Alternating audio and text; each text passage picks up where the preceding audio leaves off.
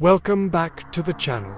Today, I'm taking you on a journey through eternal ice and hidden secrets. I'm going to tell you a chilling story based on real events. It's the mysterious account of Admiral Byrd and what he supposedly discovered in Antarctica, a tale woven with truth, military silence, and something beyond our understanding. So, get comfortable and prepare to descend with me into the cold heart of the unknown. They say the cold has a memory, that in the deepest places of the world, the wind still carries the voices of those who vanished into the white, their whispers etched into snow and silence. In 1947, a man named Richard E. Byrd, Rear Admiral of the United States Navy, led a massive expedition into the heart of Antarctica. The public was told it was a scientific mission operation, Highjump, they called it, but the scale of it was strange. 13 ships, over 4,000 men, aircraft equipped for war, and a silence around it all that felt too heavy for mere research. Byrd was no ordinary man. He'd flown over the North Pole. He had tasted isolation in its purest form, but what he found in the South that broke something inside him, because he saw a place that was not supposed to exist. And in a forgotten notebook, never meant to be found, he wrote what he saw. The entry begins like any other military log. Altitude, temperature, coordinates, then a change. First, the instruments begin to stutter. The compasses whirl, the magnetic readings make no sense. Then, over the ridge, they see it, a valley, but not frozen green, lush, flowing water, trees. There should be no trees in Antarctica, no grass, no warmth, but there it was, nestled in the ice like an open wound. Then came the hum, a vibration in the bones before it reached the ears. Out of the clouds came two objects' discs, shining silver, floating effortlessly, making no sound.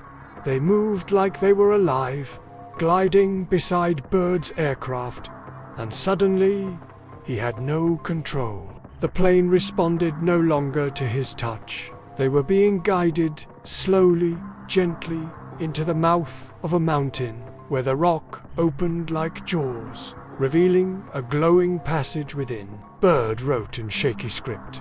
He and his co-pilot were not afraid, just numb. The aircraft landed without landing gear, drifting downward into a space of impossible size. There was light, but no source. Buildings of glass and metal, shapes that hurt the eye to look at, and tall beings, waiting. They were human-like, but not human. Taller, thinner, their skin pale as marble, eyes burning like sapphire fire. Their hair flowed white like smoke, and they spoke not with mouths, but inside his mind. He understood them, not through words, but through something older than language. He was told they were they lived beneath the crust of the earth, a world within the world, hidden from surface men since time began. They brought him into their city, where walls glowed and the air hummed with energy, and nothing aged.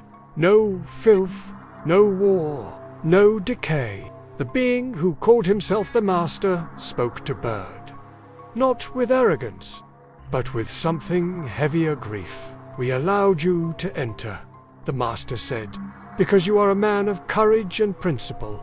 You come from a world now teetering on the edge. Your people have unleashed a force they cannot control. When your bombs shook the skies of Hiroshima and Nagasaki, we felt it here. The earth screamed, and we listened."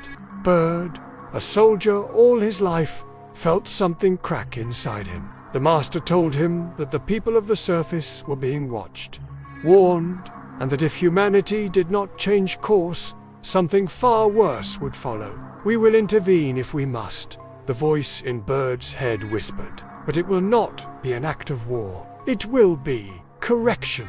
Byrd was shown wonders. Machines that flew without fuel, medicine that healed without touch, cities powered by light drawn from the air itself. But these were not offered as gifts. They were reminders that the Earth holds secrets deeper than any man has dug, and some of them do not forgive. When they returned Byrd to his aircraft, the systems flickered to life as if nothing had happened. He flew back in silence. His co-pilot never spoke of what they saw again. Back at base, the mission was ended abruptly. Byrd was summoned to Washington, where he was interrogated, threatened, and sworn to secrecy. He wrote, "I am reminded I am a military man. I must obey orders." But he kept one copy of the diary, hidden, forgotten. Until it surfaced, the rest of his life was quiet. Too quiet. He never again spoke of what he saw.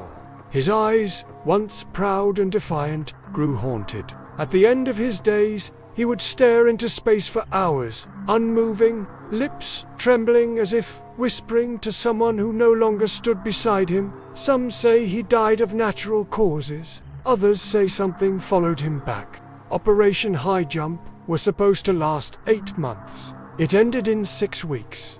Several aircraft were lost. Crewmen disappeared. Some pilots reported being pursued by objects faster than anything they had ever seen. They were told never to speak of it, and yet the stories spread. Some say deep under the Antarctic ice, something still moves. That military satellites have picked up shapes warmth where there should be none. Patterns of motion, glows that pulse and fade like a heartbeat. And sometimes, just sometimes, the researchers at isolated Antarctic stations report a low, rhythmic hum, as if something stirs beneath the snow. Something vast, waiting. They say, Byrd, in his final hours, wrote one last message, scribbled on the back of a photo, unconfirmed, unverified, but found locked in his desk years after his death. They are not what we think. They do not hate us, but they do not trust us. They tried to warn us. Now they are watching, and the ice is thinning. If you ever go to the South Pole and the wind falls, listen carefully, because the cold remembers, and some doors, once opened, never truly close. And that's all for our spooky stories. Let us know in the comments if you liked it and what other scary stories you want to hear. We love reading your comments and we always respond to them. Also, don't forget to hit the like button if you enjoyed the story. Subscribe for more amazing stories. Thank you for watching. We'll see you next time.